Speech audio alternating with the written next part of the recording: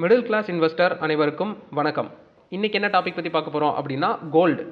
இந்த கோல்டை வந்து இந்த 2 நிமிஷத்தில் எவ்வளோ நல்லா சொல்ல முடியுமோ அவ்வளோ சொல்கிறதுக்கு ட்ரை பண்ணுறேன். ஃபஸ்ட்டு விஷயம், கோல்டு ப்ரைஸுங்க ஏறுதுங்கிறாங்களே அது உண்மைதானா? ரெண்டாவது, கோல்டு ஒரு நல்ல இன்வெஸ்ட்மெண்ட்டா?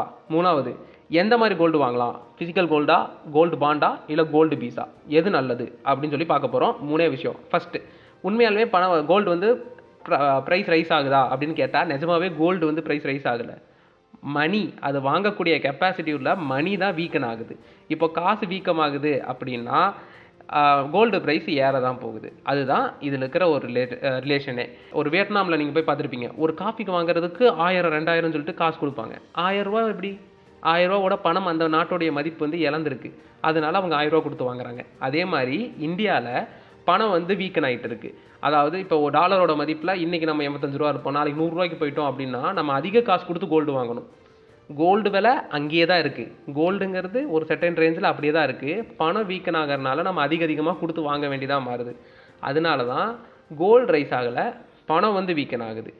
எல்லா கண்ட்ரியும் பாருங்கள், நிறைய கோல்டு ரிசர்வ் பண்ணிக்கிட்டே இருப்பாங்க. அந்த ரிசர்வுக்கு ஏற்ற மாதிரி தான் பணம் அடிப்பாங்க. ஆனால் இப்போ அந்த ரூல்ஸ் எல்லாம் கிடையாது. அவங்க அதிக பணம் வேணுங்கிற மாதிரி அடிச்சுக்கிட்டே இருக்காங்க அவங்க இஷ்டத்துக்கு. அதனால பணத்தோடைய மதிப்பு இழக்குது, கோல்டோட ப்ரைஸ் ஏறுது. இப்போது கோல்டு வந்து ஒரு நல்ல இன்வெஸ்ட்மெண்ட்டாக இல்லையா? ரெண்டாவது, ஃபஸ்ட்டில் இருந்து வந்த பதிலே ரெண்டாவதுக்கு பொருந்தும். அதாவது கோல்டு வந்து இன்வெஸ்ட்மெண்ட் கிடையாது, உங்கள் பணத்தை சேவ் பண்ணுறதுக்கான ஒரு இடம். இப்போ வந்து நீங்கள் 7000 ரூபாய்க்கு கோல்டு வாங்குறீங்க அப்படின்னா ஒரு 3 வருஷத்தில் அது 10,000 ரூபாய்க்கு போகுதுன்னு வச்சுக்கோங்க. நீங்கள் இப்போ 7000 ரூபா கொடுத்து எந்த பொருள் வாங்குறீங்களோ அப்போ தான் நீங்கள் அந்த 10,000 ரூபா கொடுத்து அதே பொருள் தான் வாங்கிட்டு இருப்பீங்க. அப்போது 10,000 ரூபா கொடுக்க வேண்டிய கட்டாயம் வருது. அதுக்கு பதிலாக இப்போ நீங்கள் கோல்டாக வாங்கி வச்சுட்டிங்கன்னா நீங்கள் வந்து எக்ஸ்ட்ரா பணம் போட அவசியம் இல்லை. இந்த கோல்டே அதை காம்பன்சேட் பண்ணிடும். அதனால் கோல்டு வந்து ஒரு நல்ல இன்வெஸ்ட்மெண்ட்டு கிடையாது. கோல்டு வந்து உங்களுடைய பணத்தை சேவ் பண்ணி வைக்கிறதுக்கான ஒரு நல்ல வழி. மூணாவது, எந்த மாதிரி டைப் ஆஃப் கோல்டு வாங்கலாம் அப்படிங்கிற கேள்வி நிறைய பேருக்கு இருக்கும். நான் ஃபிசிக்கலாக கோல்டு வாங்கலாமா, இல்லை கோல்டு பாண்டு வாங்கலாமா, இல்லை கோல்டு பீஸ் வாங்கலாமா அப்படிங்கிற டவுட்டு நிறைய பேருக்கு இருக்கும். இப்போ 3 கேட்டகரி இருக்குது. என்கிட்ட ஆல்ரெடி நிறையா கோல்டு இருக்குப்பா அப்படிங்கிறவங்க போய் கோல்டு பாண்டு வாங்கிக்கோங்க, கோல்டு பீஸ் வாங்கிக்கோங்க. என்கிட்ட ஆல்ரெடி கோல்டே இல்லைப்பா, நான் இப்போ தான் முதல்ல சம்பாரித்து முதல்ல வந்துக்கிட்டு இருக்கேன் அப்படின்னா நீங்கள் ஃபிசிக்கல் கோல்டு வாங்குங்க. ஏன்னா ஃபிசிக்கல் கோல்டு கையிலேருந்து போகும்போது பயம் வரும். ஐயோ நம்மக்கிட்ட இருந்து ஏதோ ஒன்று கொடுக்குறோமே, நம்ம வித்துடுறோமே அப்படிங்கிற பயம் வரும்.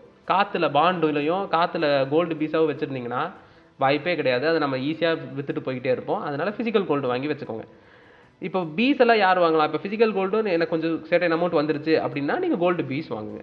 இதில் எல்லாமே ஒன்று சொல்லுவாங்க, இப்போ ஃபிசிக்கல் கோல்டு வாங்கினா எனக்கு மேக்கிங் சார்ஜ் கம்மி, அப்போ மேக்கிங் சார்ஜ் அதிகமாக இருக்கும். பீஸ் வாங்கினா மேக்கிங் சார்ஜ் இல்லை, நான் வந்து கோல்டு ப்ரைஸ் வாங்கிக்கலாம் அப்படி இப்படின்லாம் சொல்லுவாங்க. இது வந்து ஒவ்வொருத்தரும் இருக்கிற சிச்சுவேஷன். என்ன மாதிரி ஒரு ஆளுக்கு நான் போய் கோல்டு பீஸை விற்க சொன்னால் உடனே விற்றுருவேன். ஆனால் நான் போய் கோல்டை வந்து விற்க சொன்னீங்க அப்படின்னா ஃபிசிக்கல் கோல்டை நான் விற்க மாட்டேன். அது வந்து ஒரு மாதிரி எமோஷ்னலாக கனெக்ட் ஆகிருக்கும். கோல்டு பீஸ் என்னோட எமோஷனல் கிடையாது, அது வெறும் காற்று, நான் விற்றுட்டு போயிட்டே இருப்பேன். ஸோ நீங்கள் இருக்கிற சிச்சுவேஷன்லையும் நீங்கள் இருக்கிற கிளாஸும் பொறுத்து தான் இந்த எந்த டைப் ஆஃப் நீங்கள் கோல்டு வாங்க போகிறீங்க அப்படிங்கிறது பொருந்தும். என்னை பொறுத்தளவுக்கு வளர்கிறவங்க, இப்போ தான் வாங்குறவங்க ஃபிசிக்கல் கோல்டு வாங்குறது பெட்டர். எனக்கு தெரிஞ்சு ஒரு ஷார்ட்டாக சிம்பிளாக கோல்டை பற்றியான விஷயத்த சொல்லியிருந்தேன்னு நினைக்கிறேன். இந்த வீடியோ பிடிச்சிருந்துச்சுன்னா கண்டிப்பாக லைக் பண்ணிக்கோங்க, சப்ஸ்கிரைப் பண்ணிக்கோங்க. Thank you so much.